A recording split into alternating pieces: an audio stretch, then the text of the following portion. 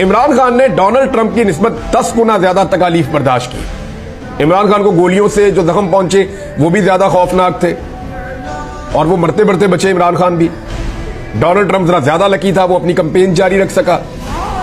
दूसरा, इमरान खान साहब के ऊपर केसेस ज्यादा बने और उनको जेल में डाल दिया गया। ट्रंप ने अपनी इलेक्शन की कैंपेन खुद की है। इमरान खान जेल में, उनकी सिर्फ एक फोटो बाहर आई थी, वो अपनी इलेक्शन की कैंपेन भी नहीं कर सके।